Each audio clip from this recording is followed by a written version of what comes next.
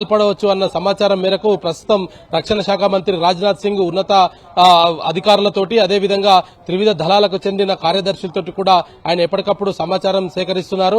మరొక వైపు జాతీయ భద్రతా సలహాదారులు కూడా ఎప్పటికప్పుడు పరిస్థితిని ఇటు జమ్మూ కాశ్మీర్ రాజస్థాన్ లో ఉన్న పరిస్థితులన్నింటినీ కూడా ప్రధాని మోదీకి వివరిస్తున్నారు. ఎటువంటి పాకిస్తాన్ చర్యలకు చేపట్టినా ధీటుగా తాము సమాధానం చెప్తాము అనేది మాత్రం చాలా స్పష్టంగా ఇటు ప్రధానికి రాజ్నాథ్ సింగ్ కు కూడా చెప్తున్న పరిస్థితి అయితే ఉంది. అయితే పాకిస్తాన్ ఇవన్నీ కూడా చూస్తున్నప్పటికీ కూడా అంటే భారత్ శక్తి ఏంటి అనేది తెలిసిన తర్వాత కూడా మరొక మారు మిసైళ్లతోటి అదేవిధంగా డ్రోన్లతోటి భారత్ పైకి దాడికి రావడం అనేది కూడా పాకిస్తాన్ దీనికి మూల్యం చెల్లించుకోక తప్పదు అనేది కూడా భారత సైన్యం చెప్తున్న పరిస్థితి ఉంది.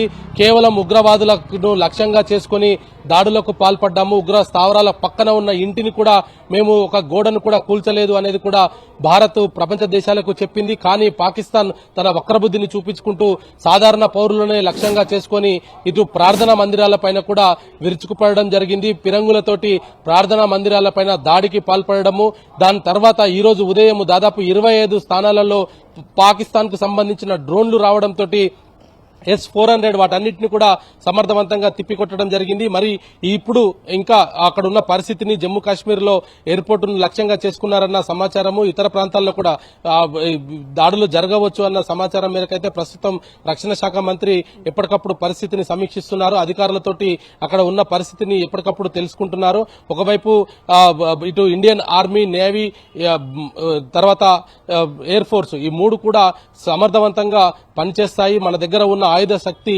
పాకిస్తాన్ ని నిమిషాల్లో ఖతం చేయగలదు. కానీ సాధారణ పౌరులను దృష్టిలో ఉంచుకొని అటువంటి చర్యలు చేపట్టడం లేదు అనేది కూడా ఇప్పటికే పాకిస్తాన్ కు అనేక మార్లు కూడా భారత ప్రభుత్వం చెప్పినప్పటికీ పాక్ తన బుద్ధిని మార్చుకోవట్లేదు. సాధారణ పౌరులు నివసించే ప్రదేశాలనే టార్గెట్ గా చేసుకుని పాక్ తన దాడులకు పాల్పడుతుంది. వాటన్నిటిని కూడా ప్రస్తుతం భారత సైన్యం సమర్థవంతంగా తిప్పికొడుతున్న పరిస్థితి అయితే ఉంది. సునీల్, గోపి, అయితే ఈ సమీక్ష ఎంతసేపటి క్రితం ప్రారంభమైంది, ఎంతసేపు నడిచే అవకాశం ఉంది?